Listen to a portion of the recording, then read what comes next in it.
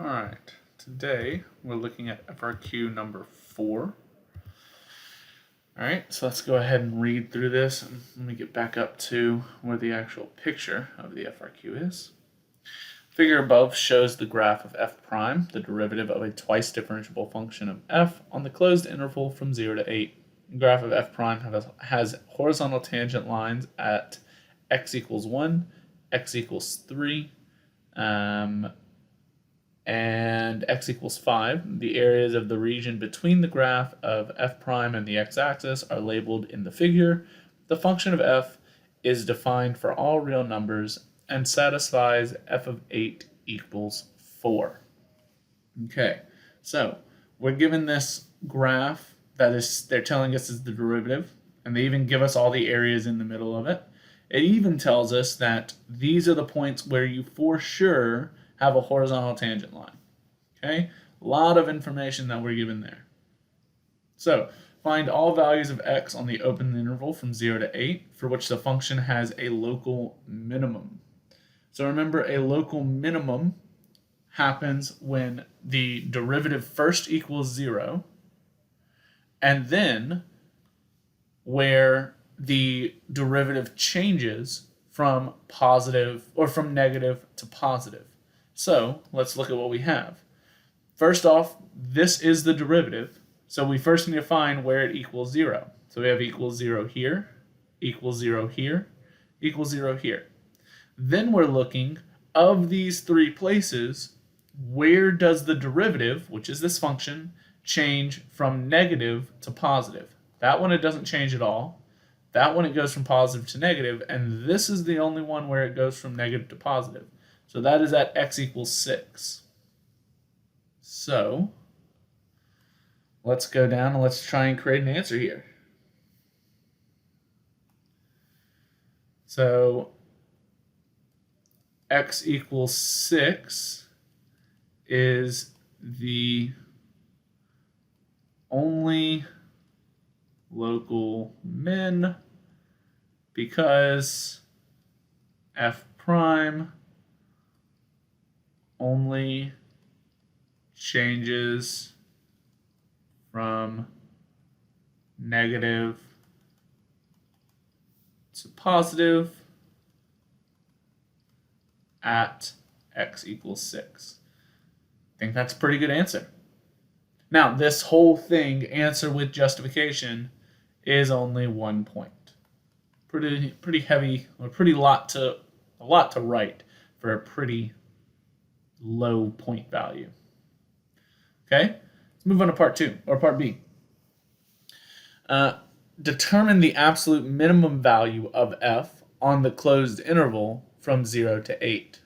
This is where things get interesting. So we know, because of the previous problem, that this is our only relative min, our only local min, which means we don't have to consider this point, and we don't have to consider that point. Okay? The other thing we have to consider, though, for an absolute min, is we have to consider the endpoints. Okay? So let's go and look at the endpoints. Well, let's set up how we would solve this. This would be a better way to say it. So we're going to consider the endpoints. So 0 and 8, as well as our critical point of 6.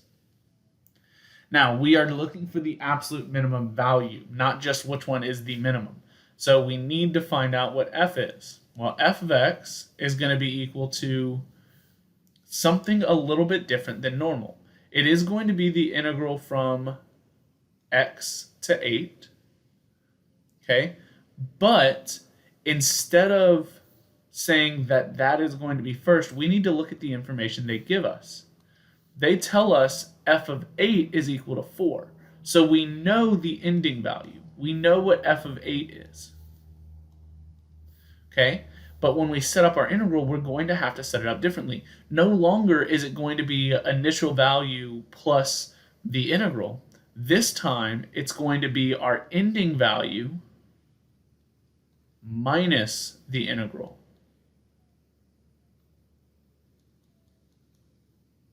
Okay? Because 8 is our ending value this time. And this should be t. This should be t. Doesn't really change much. Okay, so let's look at this. So for f of 0, we're going to have f of 8, which was 4,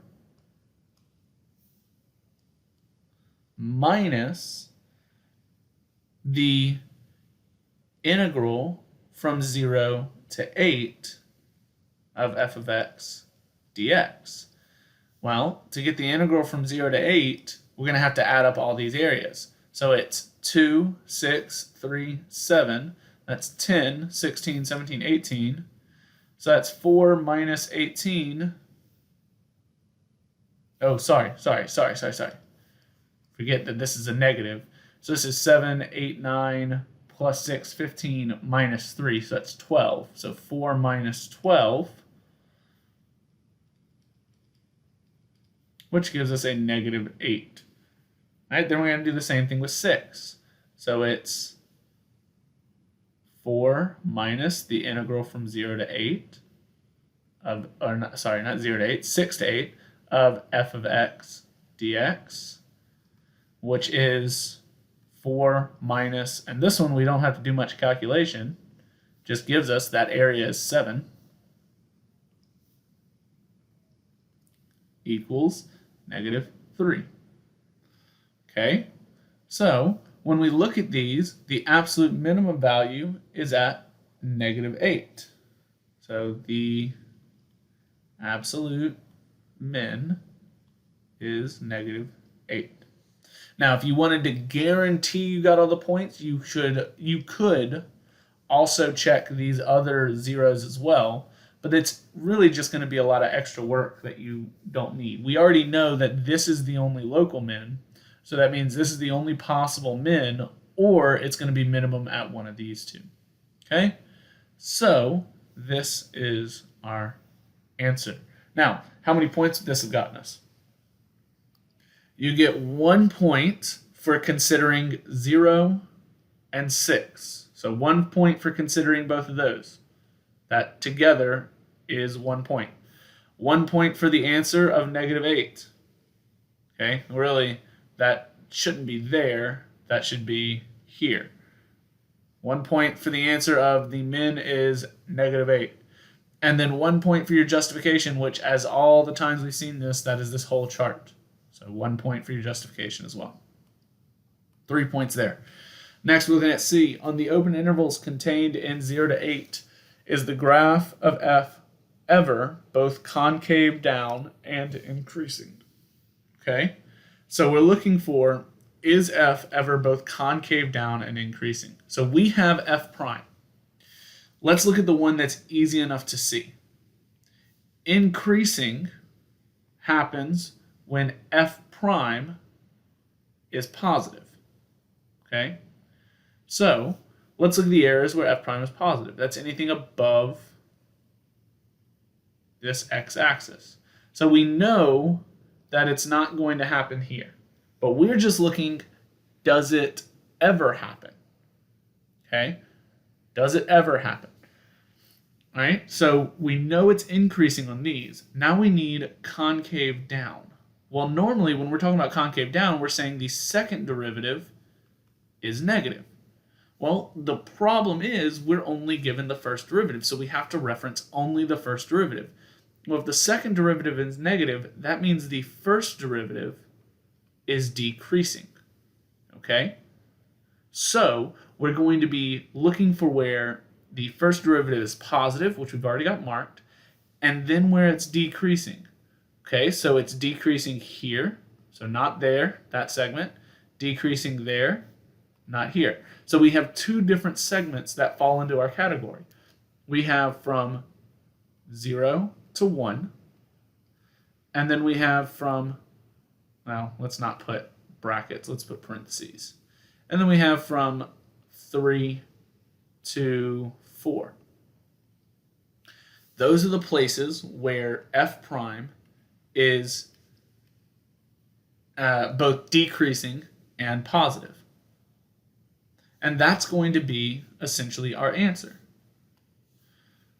So f is concave down and increasing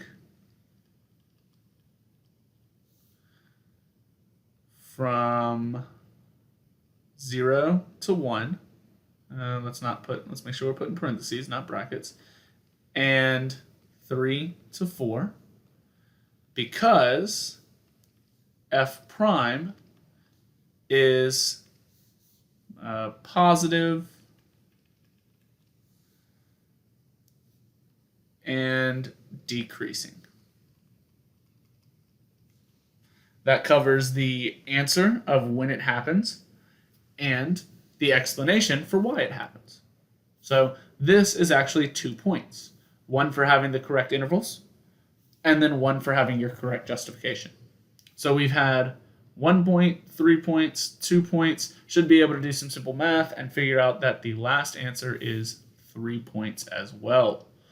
Okay, so for part D, the function g is defined by g of x equals f of x cubed.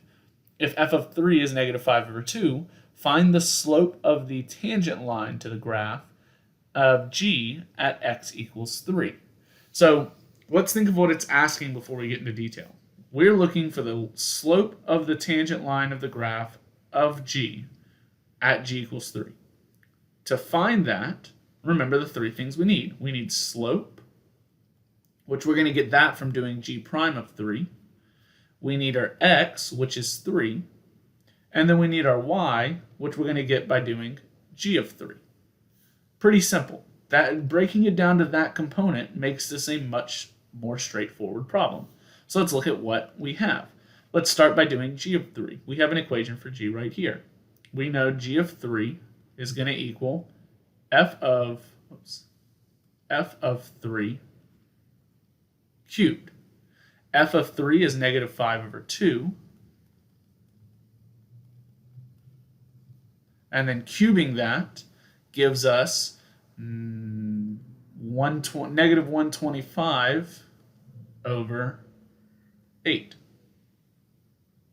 Okay? Pretty straightforward there. Negative 125 over 8. Easy enough. Now, we're going to write that off to the side.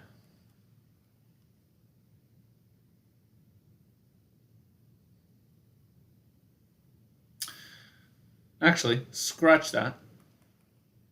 I just realized what it's asking for. It's not asking for the full tangent line. It's just asking for the slope of the tangent line, which means we only need this part right here. I could go back and edit all that out, but I'm too lazy. We're just looking for the slope of the tangent line, which is m equals g prime of 3. So that means we need to find g prime of 3. G prime of x is going to be the derivative of this. Now this is just a simple chain rule. So the derivative of the outside is 3 times f of x squared, then times the derivative of the inside, so times f prime of x. Then we're doing g prime of 3, which is 3 times f of 3 squared times f prime of 3. And so f of 3 is negative 5 over 2, so this is 3 times negative 5 over 2 squared times, and then we have f prime of 3 still out here. Where are we going to get that from? Well, that comes from the graph. We know since this is the graph of f prime of 3 is equal to 4. And so then we just do our multiplication. Negative 5 squared is 25, 2 squared is 4, multiply it all together, and we should end up getting 75. This one is 3 points. Okay, 2 points for getting the derivative of g prime of x right, and then 1 point for your answer. All in total, 9 points. Make sure you send me any questions. If you have any, make sure you get this turned in. You'll have a great day.